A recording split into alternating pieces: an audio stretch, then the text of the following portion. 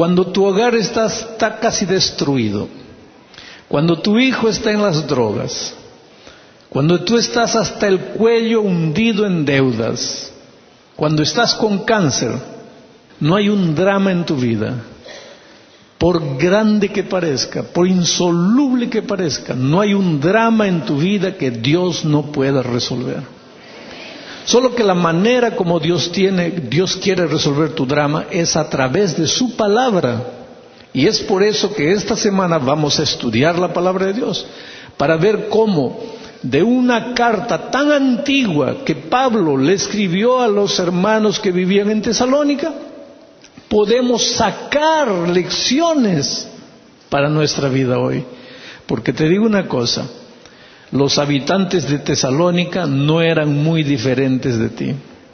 Tenían dramas familiares, los esposos discutían, la gente se divorciaba, no había cocaína, pero había otros tipos de vicios que consumían a la juventud. Habían problemas financieros, había enfermedad, había muerte, había soledad, había tristeza.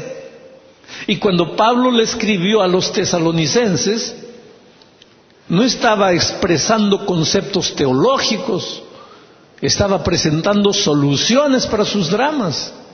Y esta semana, a través de esta epístola, tú vas a encontrar muchas soluciones para los dramas que tú vives. Vamos entonces a entrar al estudio de la lección. Dice así: Pablo, Silvano y Timoteo. Este Silvano es Silas, aquel que fue encarcelado con Pablo en la ciudad de Filipos. Pablo, Silvano y Timoteo escriben a la iglesia de los tesalonicenses. Hay una cosa interesante aquí. Silvano, Silas y Timoteo no escribieron nada. El único que escribió fue Pablo. Eso está probado. Silas y Timoteo estaban al lado de Pablo, pero no escribieron nada. Entonces, ¿por qué Pablo dice: Pablo, Silvano y Timoteo escriben a la iglesia de Tesalónica, si los otros dos no escribieron nada? Aquí está la primera lección espiritual que tenemos que sacar esta noche. Oh querido, cuando Cristo está en tu corazón, tú tienes la capacidad de ver que aunque el otro de manera práctica no hizo nada, solo por estar a tu lado ya forma parte de un equipo. No puede haber unidad en el matrimonio si Cristo no está presente. No puede haber unidad en la iglesia si Cristo no está presente. No puede haber unidad entre padres e hijos si Cristo no está presente.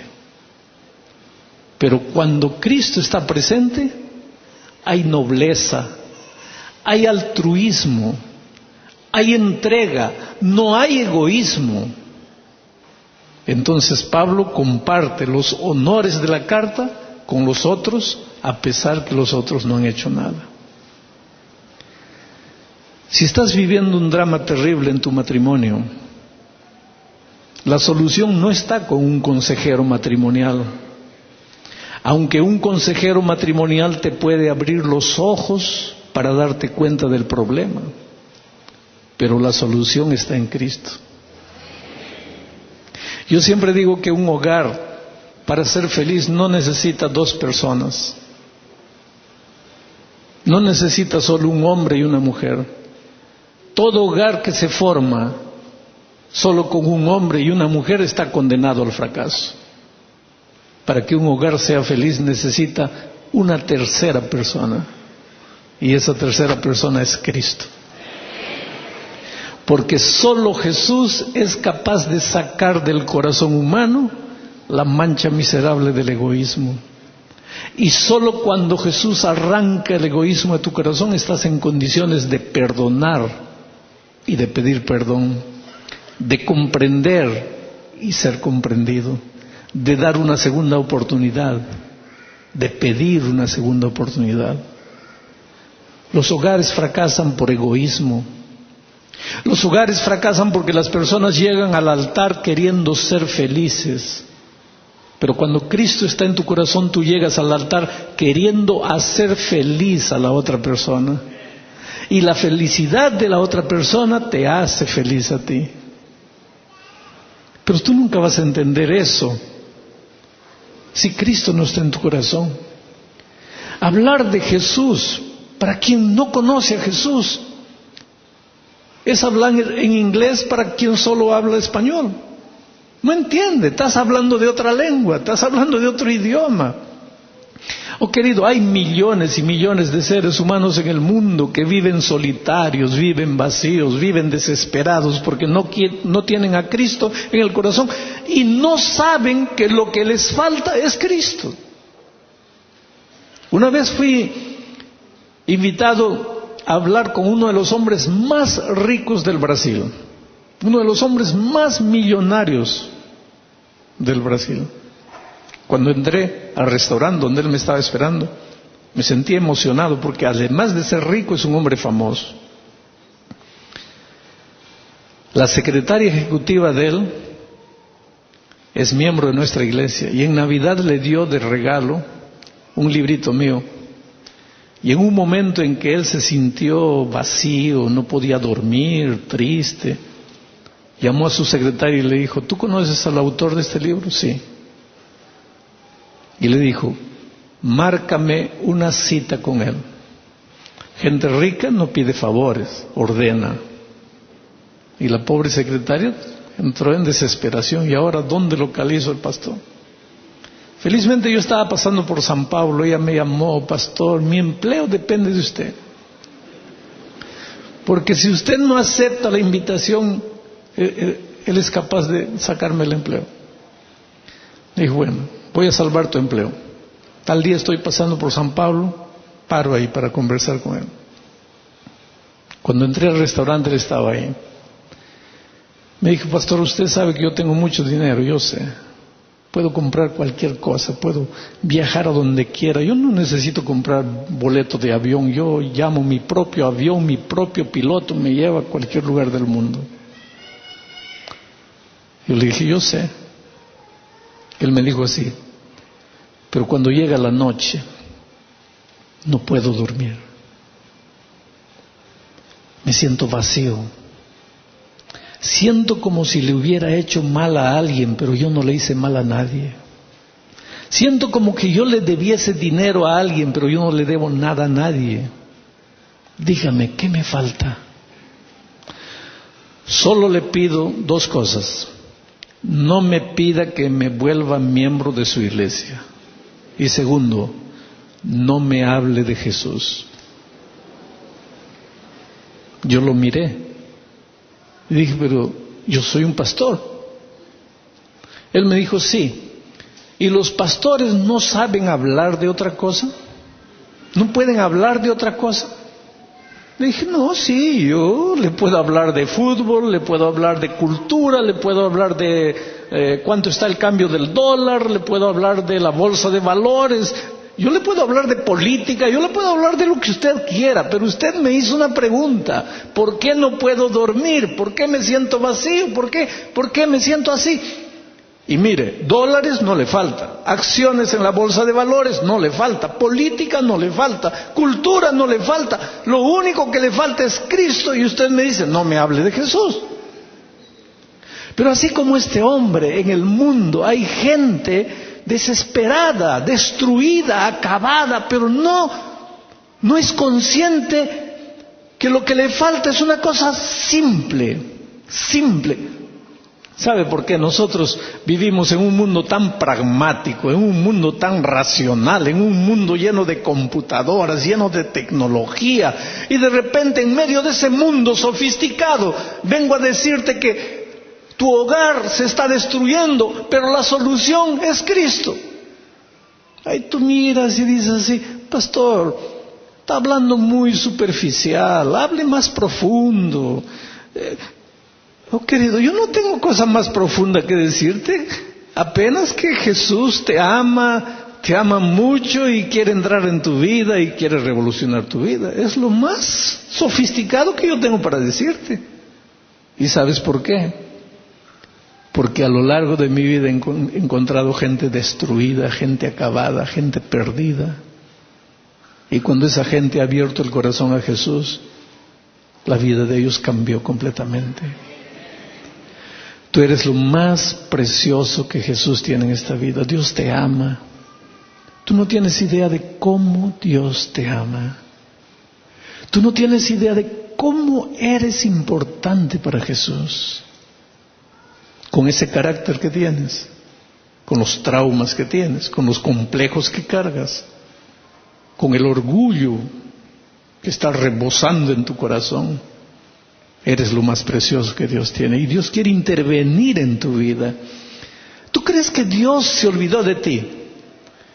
Estás endeudado, no sabes qué hacer, estás con problemas de empleo, estás con problemas de documentos, tu hijo está en las drogas, tu hogar destruido. ¿Tú crees que Dios no se interesa por ti? Oh querido, Dios sabe lo que estás sintiendo en este momento, Dios sabe tu lucha, Dios conoce tu drama, Dios quiere entrar en tu vida.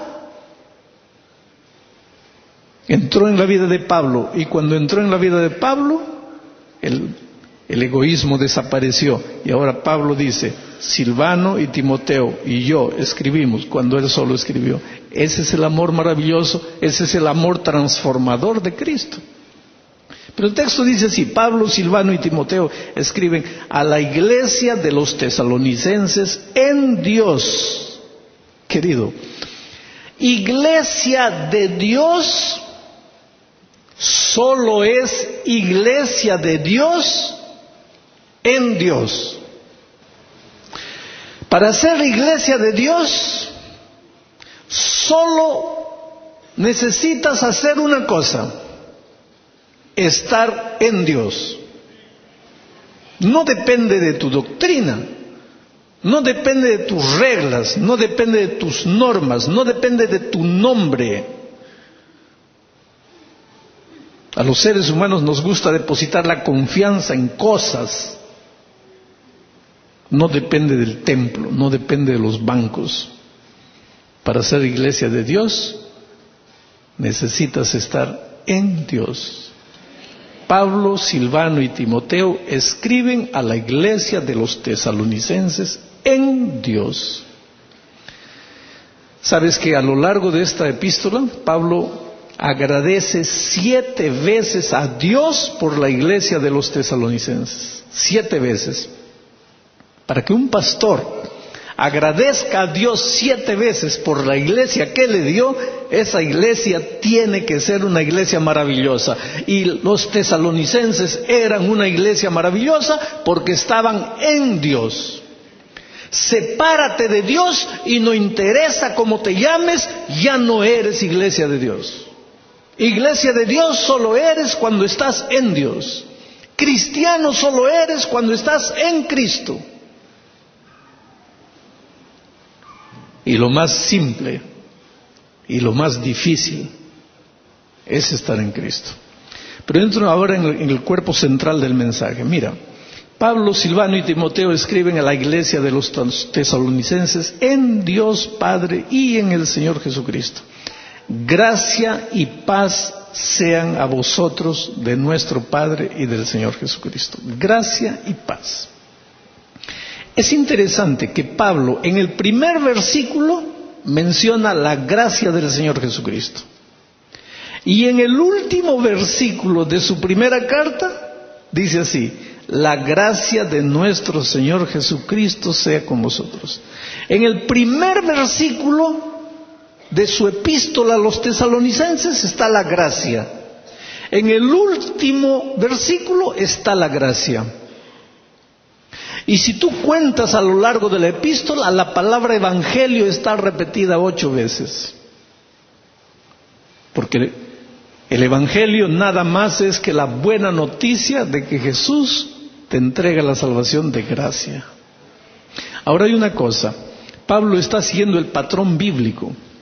Porque si tú abres la Biblia en Génesis 1:1, dice así: en el principio creó Dios los cielos y la tierra. En el principio no había nada. En el principio solo Dios. El hombre no hizo nada. El hombre no creó nada. En el principio solo Dios creó todo y se lo entregó al ser humano de gracia. El tema de Génesis 1:1 es la gracia. Y si tú vas al último versículo de la Biblia, Apocalipsis capítulo 22, versículo 21, dice, y la gracia del Señor Jesucristo. El tema del último versículo de la Biblia, la gracia.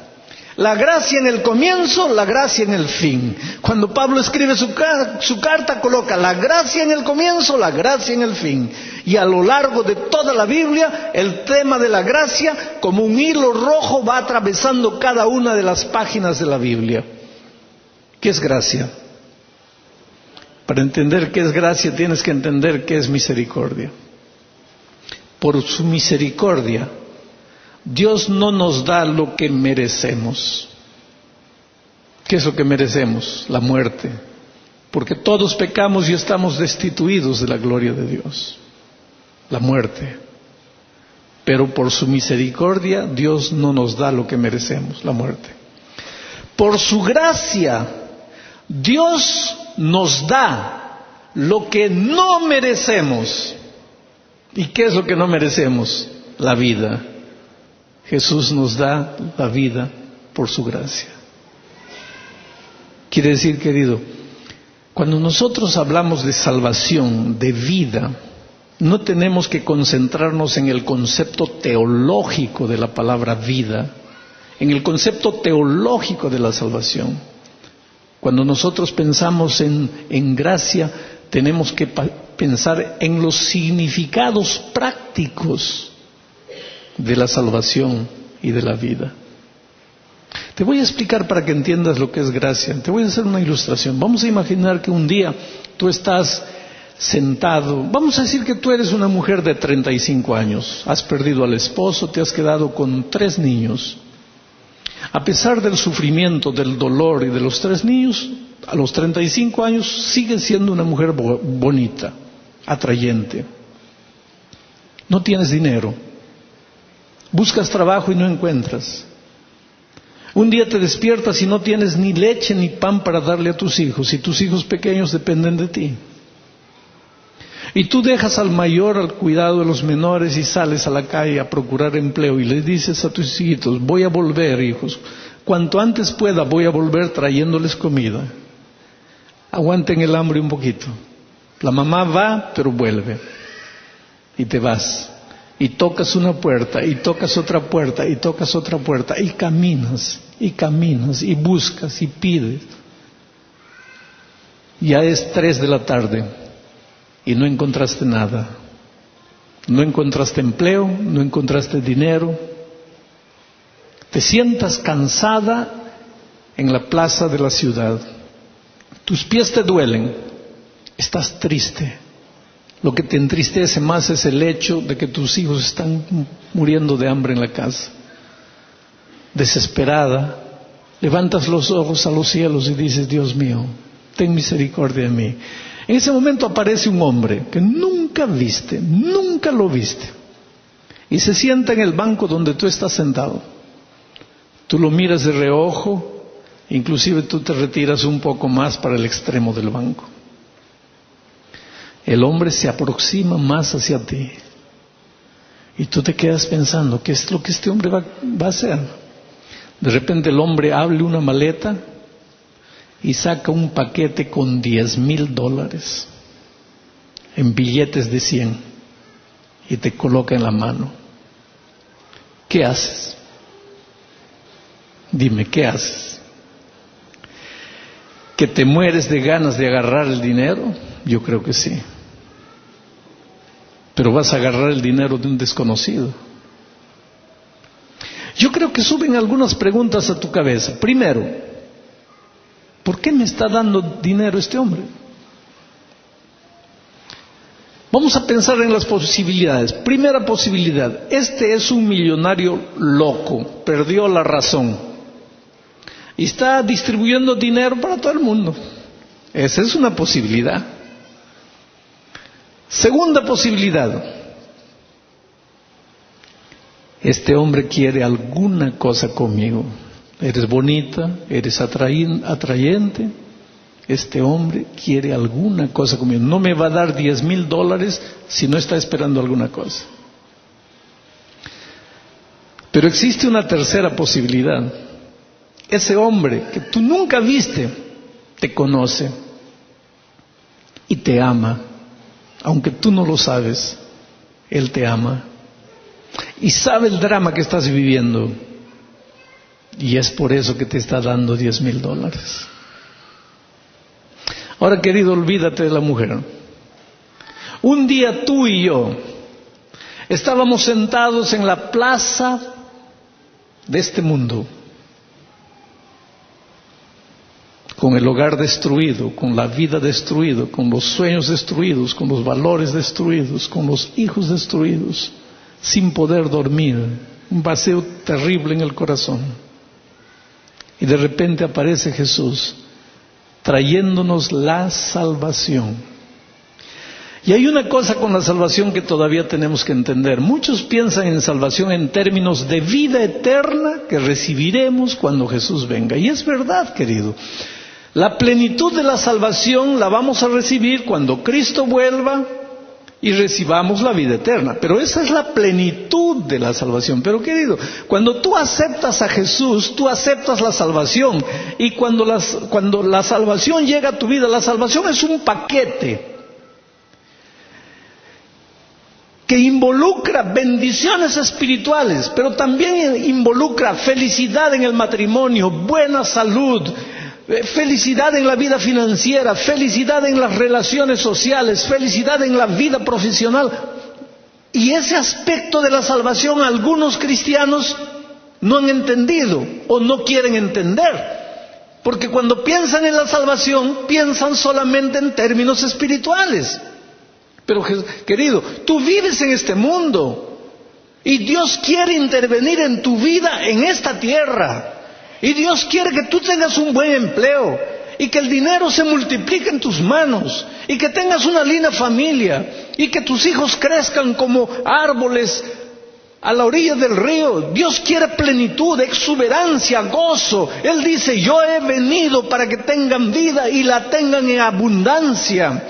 Él dice, si tú eres fiel devolviéndome lo que es mío, yo abriré las ventanas de los cielos, derramaré sobre ti bendiciones hasta que sobreabunde. Él dice, yo te haré cabalgar por las alturas de la tierra y te daré a comer la heredad de Jacob. Oh, querido, la salvación no tienes que ver solamente con la vida eterna cuando Cristo venga. Eso sí, es la plenitud de la salvación. Pero cuando tú aceptas a Jesucristo hoy, el Señor Jesucristo entra en tu vida trayendo un paquete de bendiciones. Bueno, tú estás sentado en la plaza de la vida y aparece el Señor Jesucristo trayéndote la salvación. No te trae $10,000, te trae la salvación. No cuesta oro y plata, costó su sangre preciosa. ¿Por qué te da la salvación? Existen tres posibilidades. La primera, él está loco y no sabe cuánto cuesta la salvación. Pero, querido, esa posibilidad no puede funcionar, porque ¿cómo él no va a saber cuánto cuesta la salvación si fue él que murió en la cruz del Calvario? Entonces, primera posibilidad, descartada. Segunda posibilidad, te está dando la salvación porque quiere alguna cosa contigo. Ahora dime, en sana conciencia, ¿qué cosa de bueno tú tienes para darle a Jesús? Mira tu corazón. ¿Qué cosa maravillosa hay dentro de tu corazón? Mira tu cabeza. ¿Qué pensamientos tan lindos hay dentro de tu cabeza? Yo siempre digo que si yo muriese y cremase en mi cuerpo, no daba un puñado de ceniza para abonar esa flor. Eso es todo lo que yo soy. A veces, querido, acostado en mi cama, miro al cielo y digo, Dios mío, ¿por qué me amas? ¿Qué hay de bueno en mí? ¿Qué hay de bueno en mí? Si Él me da la salvación porque quiere alguna cosa a cambio, yo no tengo nada para darle a cambio. La Biblia dice, no hay justo ni siquiera uno, no hay quien busque el mal. Isaías dice, desde la cabeza hasta los pies todo es podrida llaga. ¿Qué podemos darle? Entonces, segunda posibilidad descartada. Resta la tercera posibilidad. Él te está dando la salvación porque aunque tú no lo conozcas, porque aunque tú no lo sepas, Él te ama mucho. Y yo quisiera que tú coloques en tu cabeza eso. Hay momentos en esta vida, querido, cuando estás llorando y nadie se da cuenta que estás llorando. Tú estás aquí. Las personas ven tu cuerpo, ven tu rostro, pero nadie es capaz de ver tu corazón. ¿Quién sabe lo que estás sufriendo? Pero Jesús sí conoce y te ama y se interesa por ti y quiere entrar en tu vida y quiere revolucionar tu vida, pero no puede entrar si tú no le abres el corazón. No puede entrar si tú no le invitas. Estuve en Paraguay y vi una de las historias de conversión más lindas que vi. Un día alguien tocó la puerta de una familia paraguaya. El esposo abrió la puerta y delante de él había un hombre con una escopeta de caño corto. A 1,5 metros de distancia le disparó un tiro. Ustedes saben que la escopeta no tiene una bala, tiene municiones. Las municiones le perforaron el corazón, le hicieron un hueco. El hombre cayó fulminado. La esposa vio al asesino. Corrieron, trataron de auxiliarlo, el hombre estaba muerto. La esposa dio a la policía el nombre del asesino. La policía lo agarró. Pero se presentaron 6 personas ilustres que testificaban, diciendo que en el momento del crimen, ese hombre estaba en una ciudad a 2 horas de distancia de donde había sido cometido el crimen. Gente honorable. Nadie podría dudar de la palabra de ellos. Entonces la policía dijo, señor, usted se equivocó. ¿Quién más lo vio? No, nadie más, solo yo. Su palabra contra la palabra de 6 que dicen que lo vieron a él en un lugar a 2 horas de aquí, usted está equivocado. Él había comprado los testigos. Y el día del entierro todavía él estaba allí mirando a la viuda, como diciendo, tú sabes que yo maté a tu marido. Y él había amenazado matar a ese hombre. Eso dejó a la viuda con un rencor tan grande, tan grande. Quedó viuda con un niñito de 2 años. Y todos los días le decía al niñito, hijito, aquel hombre lo llevaba al barrio donde moraba el asesino y le decía, ¿estás viendo aquel hombre? Él mató a tu papá. Y cuando tú crezcas, tú lo vas a matar. Y hacía eso todos los días. Lo llevaba al barrio, le mostraba al hombre, ¿estás viendo aquel hombre? Él mató a tu papá y tú has quedado vivo solo por un motivo, para que cuando crezcas lo mates a él. En Navidad todos recibían regalos, juguetes, menos el niño. Y el niño preguntaba, ¿por qué no tengo juguete? Y la mamá le decía, porque no tienes papá. ¿Y sabes por qué no tienes papá? Porque ese hombre mató a tu papá. Y cuando tú crezcas vas a matarlo. Querido, año tras año coloca eso en la cabeza de un niño. Cuando llegó a los 18 años, ese chico pensaba que él solo tenía un objetivo en la vida, matar a aquel hombre. La mamá le compró un revólver, lo llevó al campo, lo entrenó hasta hacerlo un expedito tirador. Pero la mamá le decía, hijo, no lo vas a matar sin mi consentimiento. Yo te voy a decir dónde y cuándo. Y nosotros vamos a comprar testigos para que cuando tú lo mates, los testigos digan que tú estabas en una ciudad a 400 kilómetros lejos de donde lo mataste. Quiere decir, él va a morir de la misma manera como mató a tu padre. Llegó el momento Y la mamá lo llamó y le dijo: hijo, ahora comienza a seguir al hombre, sigue sus pasos, estudia para que veas el momento exacto en que lo vas a matar.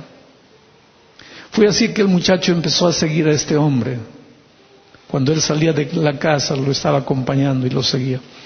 Ahora, lo que la madre nunca le dijo al muchacho es que unos años atrás el asesino se presentó delante de la señora y le dijo: señora, yo vine a pedirle perdón porque yo maté a su esposo. Ella lo miró y le dijo: yo sé que tú mataste a mi esposo. Tú engañaste a la policía, tú engañaste a todo el mundo, pero a mí no. Yo te vi, tú mataste a mi esposo.